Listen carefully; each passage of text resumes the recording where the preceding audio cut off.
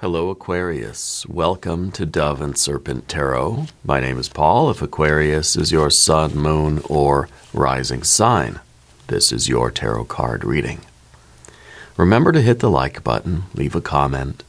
Consider subscribing to the channel, especially if this reading resonates with you. These readings are totally free. If there is anything you would like me to pray over, or meditate upon, or send positive energy toward, please let me know. Now, this is a general reading, so try to be open and receptive to whatever may come through during our time together. I am merely the messenger, and I ask you to connect directly with each of these cards and use your own intuition to take you beyond the details that I provide.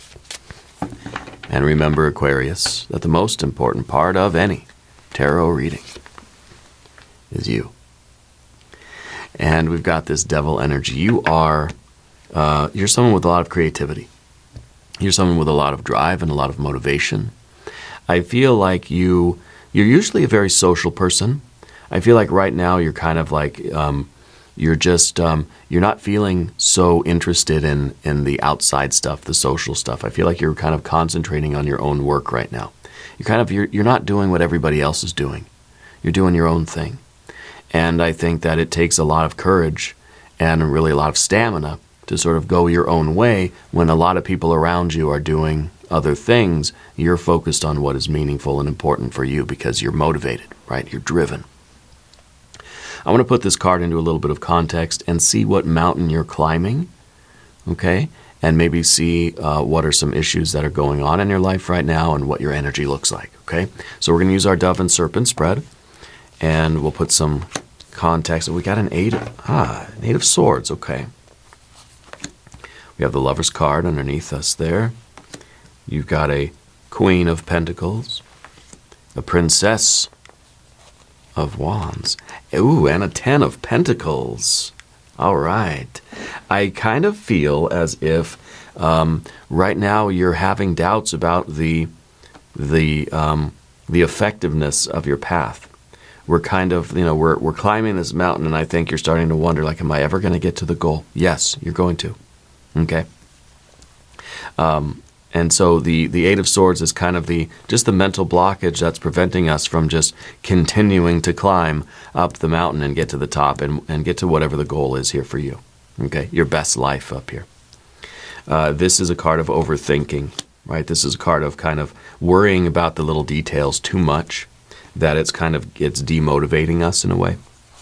Over here we have, well, there's the return of the motivation. We have a Knight of Wands. We've got the Hermit in the environment, so that confirms what I said about you're not so social anymore, right? You're kind of turning your back on what everybody else is doing and you're going your own way. But there's a resistance to that. It's kind of like that comes at a cost, okay? So we're kind of wondering, like, is this worth it? Like, I could be out there just having fun like everybody else, but here I am climbing a mountain trying to reach some goals here. Is it worth it? Am I being a fool for thinking that I can get to the goal, whatever the goal is for you, and or would it be so much easier in life to just go and do what everybody else, for the Hermit to turn around and go back to the society, right? Go back to the norm, go back to the convention, go back to the popular kind of lifestyle, right? Here we have a Queen of Swords and an Ace of Swords. I feel like you got to trust your intuition here. I feel like we don't want to overthink it. We need clarity in thought because this is the right path for you. If we take this away, we see you going forward toward this goal, and I see the commitment here that you've made. I feel like this is something that you do want, but maybe there is the issue of, like, well, it's kind of like it's putting you at odds with the world a little bit. Like your friends don't really understand what you're doing. Your family isn't really backing you and supporting you, or they don't understand it. They don't get it. Okay? And so there's that decision we kind of have to make. There are options. You could go back to doing what everybody else is doing and be part of the popular club again, Or you can continue doing what you feel is right for you and get to your goals, and, well, I think that'd be much more satisfying. But let's select the mystery card, bonus card, confirmation card. This is a random card from the Smith-Waite Tarot. This is the factor infinite and unknown. We're going to set it down over here with Bubo, the mechanical owl, right there on top. We're not going to look at that card until the very end, but it will tie everything together and it will give us the confirmation that we need at the end of the reading. If at any point during this message you feel like you might know what that card could be, put your prediction in the comments down below. Now, as we look around the room, we see 1, 2, 3 major arcana energies. We see the Hermit and the Devil, right, are very independent, let's say, right? We kind of have the lone mountain goat, and of course the Hermit is the one who is kind of going off trail and going against what everybody else is doing and following their own path by their own inner kind of light, their own guiding light here. The Lovers, on the other hand, is more of a social card. It's more of like kind of this inner need to unite, to come together with things. We want family, we want friends, obviously. You might be in that period of time right now where you're kind of in between the old friends and the new friends, kind of walking away from the old tribe and, you know, still looking for your people, your new tribe, you know, your soul tribe. And I think that we're kind of in that part, the part of the journey now where we're wondering, like, do I turn back? Should I go back and should I just forget this and go do what everybody else is doing and just go back to sleep kind of and enjoy life like everybody around me seems to be doing? Or do I continue on and recommit myself to this and see it through till the end? It's like this is the moment of truth. This is almost like the event horizon. And one step past this point and you're going forward, there's no turning back. Okay, and so I think we're kind of giving ourselves that ultimatum at the moment. Like, I either turn back now, or I forever hold my peace, you know, or I continue forward to the very end. But this is the moment where you've got to decide whether to keep going or not. And I feel like you got to trust the feeling here. You got to trust your clarity, your intuition, which is what we see here. This is an Ace of Swords, and this is showing that the intuitive, spiritual, divine light is coming in through this antenna in your soul, and it's influencing your mind. Right here, there's too much chaos going on in the mind. We're overthinking it. We're focusing on too many things. We're making it too complicated. Okay, we're making it way too complicated. So we see our major arcana energies anyway. We see fire and fire. No water, which is interesting. We have our air cards and we have our earth cards. Why is there no water? Well, I think this is the part of the journey that's not really the most fun. The old friends, well, it's fun. The new friends, they're going to be fun too. This is the lonely middle, right? Where we're in between things right now. We're in between what we had in the past and what we're going to have in the future. So it may feel that we're kind of feeling the loneliness more than ever right now. It may be that we're feeling the sort of the distance. You know, we're starting to feel the fatigue. You know, when you're first starting out on the marathon, it feels good. I feel like I can run forever. Then you get to the middle and you're just like, oh gosh, why did I ever do this? Why did I agree to this? Can I turn around now? It's kind of like, well, hang on, let me stop. Gosh. If I turn around now, I'm almost at that point where it's the same distance to go back as it would be to just finish the damn race. So it's kind of like we have to make that decision now, because if we don't, well, just keep going forward because the distance will be the same, you see. So going back might take just as much effort as going forward till the end, so might as well just go forward. But then, of course, if you push through this middle, if we convince ourselves that, you know what, if I turn back now, it's going to cost the same amount of grief as if I just kept going. So I might as well just keep going. And then we keep going. And then guess what? We start to see the goal approaching, and we start to get that motivation to say, yeah, this is the best decision I ever made. We start running faster. The motivation comes back, right? We don't know where it comes from. I didn't eat any more food.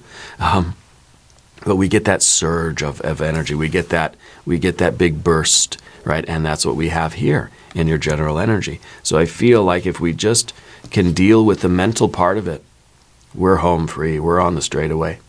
We're on the home stretch. Okay? The Ten of Pentacles in your future is your best life. This is the goal, whatever it might be. Your pets, your plants, your people, your relationship, your business. The dream come true. The manifestation of whatever you're trying to manifest. To stop doing it now and undo it and go back is going to take the same amount of effort as going forward and just seeing what you produce. Okay? And so I really like that image, that metaphor of we're kind of like we're halfway there. And at that point, it's like, why go back when it's the same distance to go forward. Okay?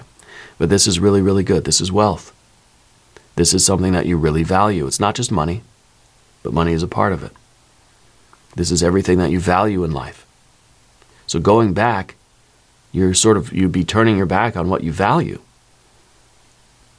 Even if we only get one little piece of this, is better than nothing, right? So this is what means something to you. This is your idea of wealth. If you turned back and went back to the life you had, and you didn't pursue these goals, these very meaningful goals, would you be happy anyway? Would you be satisfied? No. Because these are the things in life that are going to satisfy you. Whether this is money, a house, a car, family, friends, pets, plants, a sense of purpose, a sense of meaning, a sense of accomplishment, maybe a new place to live, right? Maybe you're trying to find a way that you really want to go and live on the East Coast or something, and you're all the way in California now. And it's just like, I'm not going to be happy if I abandon my goals. It may be easier to stay in California, but it's not going to be what you really, really want. So you're finding a way to work your way over there and make it happen where you could go live, New York City or whatever it is, wherever you want to go, right? I feel like there is some kind of a travel thing for you. I feel like you are a traveler. Spirit's showing me some different shoes. You have different shoes for different occasions. Like, I guess like normal people, I've got like one pair of shoes and then a pair of sandals, and that's it. But I feel like you have running shoes or like workout shoes, and that I think is a really important thing. It's Spirit's way of, I think, saying you got to keep going. You don't give up now. Don't put your house shoes on yet. Don't put your sandals on. Right? We're not kicking back. We're not in vacation mode yet. Get your running shoes on. We're going to keep going. Okay, this is worth it for you. Miracles favor bold energy. Okay? They favor bold energy. And you are bold. You got that Princess of Wands at the top here, and this is an impulsive card. This is a very exciting card. This is a card of drama. This is a card of a lot of to do, right? This is a lot of drama and excitement. So it feels like you're kind of wondering if you are here because you made some kind of an impulsive and dramatic move in your life, and so you're kind of like asking the question: Was I foolish? Was I just being like reckless? Was this dumb? Like why? I think we have to realize that we are doing something rather risky, but I think it's a calculated risk. We are doing something exciting. We're dancing with a tiger here. But this is better than never attempting it. Okay? So yeah, it may have been impulsive. You may have jumped into something not really thinking it through. Marathon? Heck yeah, sign me up. Here I am. Oh, look, I've got the thing stapled to I'm running the marathon. I didn't really think it through, but here I am. And I think that it was a very quick decision for you. I feel like you kind of leaped at the chance to do this. And you may be kind of thinking, oh boy, I really got myself into something now. It really, like, I didn't even, what was I thinking? I wasn't thinking, that kind of an attitude. But what we see down beneath is the Lover's card again. The Lover's card, I think, is a commitment. It's a choice. You know intuitively, right? This is that inner feeling, that inspiration. You know that this is the right choice. Even if your mind is starting to think, oh gosh, I was impulsive. I didn't know it was going to be this hard. I don't know if I can make it all the way through. It's too late to turn back, but I'm too tired to go forward. Oh gosh, the mind is offering up some resistance, But the Lover's card is this intuitive sense, this inspired knowledge, really, that this goal is meant for you, that this life, this pursuit, whatever this path is yours. And it's meant for you to be on it. Okay? This is a card of desiring this union. It's saying yes to something and no to everything else. And if this is what you're saying yes to, if you were to reject this now and try to say yes to the other stuff, it's not going to feel the same. This is what you really, really want. And I think that the Princess of Wands is willing to dance with the tiger in order to get it. And dancing with the tiger is taking a risk. And what does risk mean? No guarantee of a payoff, right? Any kind of past performance is no guarantee of future returns, right? See that like on your bank statement or something like that, or in the stock market news or whatever. It's no guarantee. It's a risk. And I don't think you really like to gamble. But when it comes to our life, when it comes to our future, the future that we want, whether this is family, friends, this is the life, this is where you want to live, whatever the goal is, right? You've chosen it based on your spirit, based on your soul, based on your destiny. Okay? It's the pearl of great price. I'm willing to risk everything on this. And if I don't make it this time, I'm going to risk it all again. And again and again and again and again, as many times as it takes. This is the pearl of great price. This is something that there is no price for this. It's a priceless goal here. There's no investment that I'm not willing to offer in order to reach this goal, or to keep trying for this goal, right? And again, this may be the perfect 10. This may be your ideal life. Well, we're going to keep working toward this, and we're going to keep investing everything that we have in order to work our way toward this. You know, we may get pretty close, and we may say, "Well, this is far enough." We may get pretty close, and we say, "I'm going all in again," to get a little bit closer to this. I don't know that we can ever get the perfect 10, okay? But I feel like it's worth us trying. Yeah. Queen of Pentacles in the background. This is kind of that moment, right? I mean, you just look at the card. She's looking back at the long and winding road that it took to get here. All the ups and downs, all the twists and turns. And sometimes that makes us think, boy, what a ride. This was a lot more bumpy than I thought it was going to be. And we're disappointed, and we think, I'm just going to cut my losses, I'm going to go home. Or we could look at this long and winding road, the ups and downs and the twists and turns of life, and we can say, I've come this far, I'm not going to turn back now. I've been through too much to just throw that all away.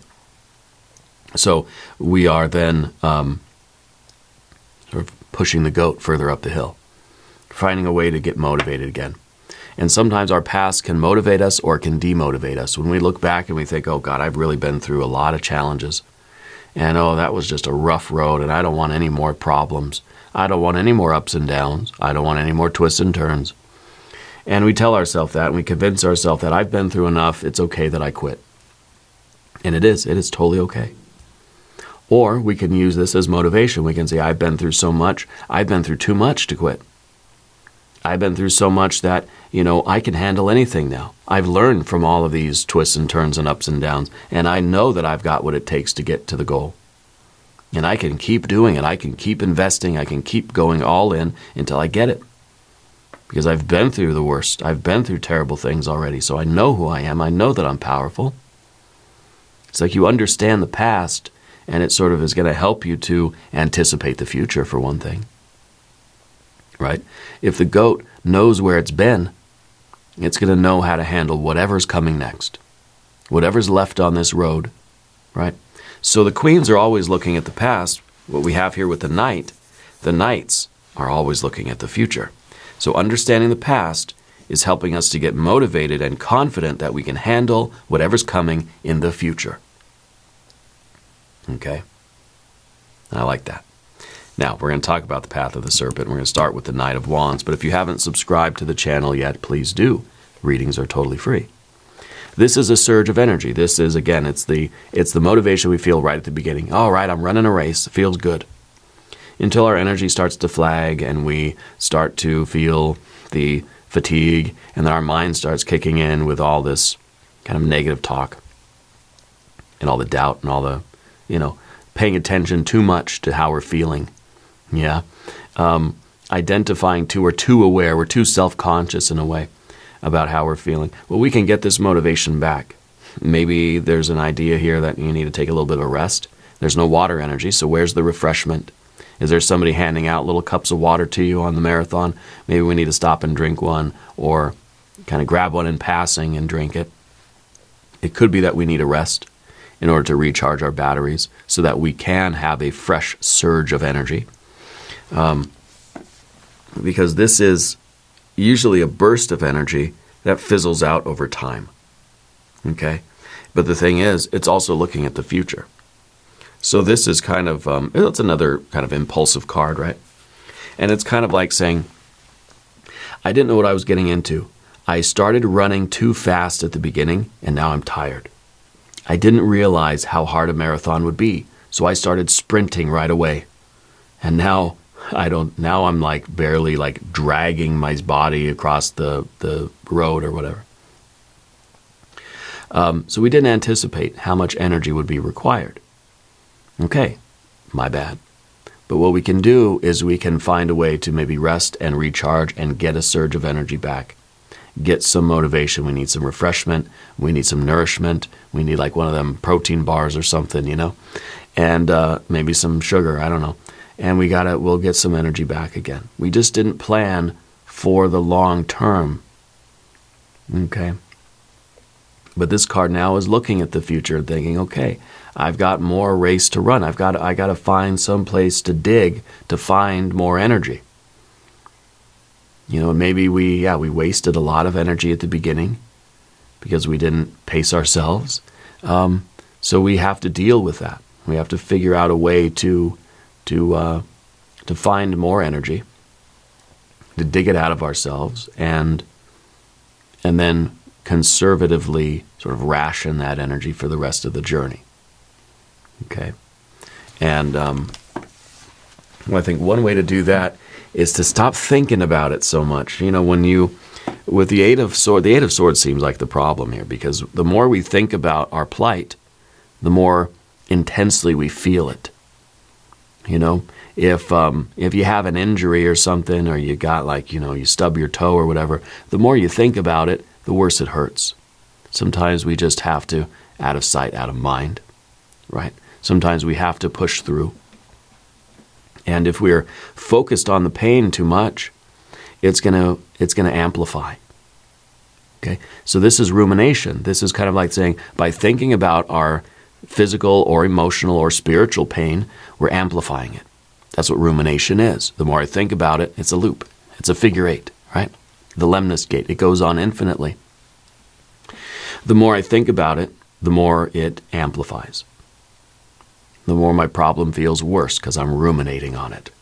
So we're building it up. We're making it way worse than it really needs to be. So we got to put a stop to this. And it's not always easy to do. Okay? But I feel like you're on a sort of warrior's path right now. And we need to find a way to untangle these knots. Okay? We have the Hermit in the environment here. The Hermit in terms of your relationships. And I think that's a big part of what's going on with you now. It feels like you're kind of in the long, lonely road. It feels that this is kind of the, this is the most, kind of isolated part of the journey for you. And I think if we continue to focus on the goal and focus on our sense of purpose, I think we're going to be able to endure this, because this is the Devil card. Really, this is just saying there isn't really much of a solution except to endure it. This is the stamina that has to be there, even when we feel like our initial motivation, our initial thrust, our initial excitement has worn off. The devil is just there still climbing the mountain no matter what. And I think we need to stop thinking so much. We need to find ways to turn off the unnecessary chatter, which is not easy. Let's do an affirmation card here real quick. The nasturtium, grounding. The beginning is where you need to be. The beginning, right? Which is when we had this excitement. So maybe it's saying that we need to remember what it felt like when we first started this path. What did it feel like when you were just fresh and young and you just started out and your shoes were still clean and you weren't sweaty yet, your muscles felt good, you were hydrated, you had breakfast that morning, and you were just starting the race out, and it just was so nice. It felt so good. Put yourself back there mentally and visualize that again. And let's just pretend that that's where we are now. The beginning is where we need to be, right? The beginning energy, that initial motivation, we just need to have another burst of it. Yeah. And the hermit really is, again, it's kind of, to me, it feels like a loneliness. It feels like we're feeling isolated. We're feeling sort of cut off from our old friends. We haven't yet found our new friends. Okay. But I feel like the hermit now in this period has a lot of time for introspection. So the hermit is ruminating, right? We're sort of rehearsing mental complaints, and we're making our suffering unnecessarily worse. Okay? We need to just go back to this card, which the Knight of Wands, remember, is the horse and the rider together as one. Being impulsive, just rushing forward without thinking. There's no room for thought here. And so we need to squeeze out the mind a little bit. And we need to just get in the energy, get in the flow, and stop ruminating. Okay, and that's not that easy, is it? But we can try by visualizing and invoking those feelings of when we first started out, and let's occupy ourselves with that. Let's occupy the mind with that, while our body is occupied doing the thing, running the race. Okay, because again, the hermit's got a lot of time for thinking. The other technique maybe is detachment, dissociation. Here's the Queen of Swords. Queen of Swords is rising above the situation, taking ourselves out of it and looking down from above and thinking, okay, well, there's somebody who's slowing down on their race. And they don't have much race left to go, but they better hurry up. They better get some energy back. So it might help us to look at our life from kind of a third-party perspective, or even sort of look at it like it's somebody else. Like what would you observe if it were your friend doing it? If it wasn't you in this situation, but it was somebody else. Somebody that either you knew or you didn't know, it doesn't matter. Just somebody else. What would you think? How would you view it? What report would you write? What are your observations? And maybe we can use that to gain clarity. Maybe we could use that to align ourselves with this Knight of Wands energy and get a surge of energy here, because Spirit doesn't want you to quit. Okay, Spirit wants you to kind of trust that this is the right path for you and that you are almost at your goal and you do not want to turn back right now. We get the clarity here when we can slow down the mind, when we can still the mind a little bit and rise above it. What we have here is your consciousness piercing the atmosphere of the earth and entering into outer space. In other words, your consciousness is getting out of the thinking, rational mind and is penetrating into the divine energy to receive. The tip of the sword is piercing into the sky and receiving the cosmic divine light. Okay? So it's a download. It's a surge of energy. It is it's kind of like we're plugging in directly to source and we're going to get powered up. We're going to charge our battery a little bit by plugging directly into source. Okay, but to do that, we have to transcend the mind a little bit. That thinking mind that is just like exacerbating our problems, amplifying our complaints. And I think that's how we're able to tap in and get a surge of energy. We need a burst of that energy right now. Okay, let's look at the mystery card. I want this to be a prince of anything, or I guess it would be a king of anything. A king of wands would be great. A king of pentacles would be great too. If you have a prediction, put it in the comments. Let's see what we have. A page of pentacles. That's okay.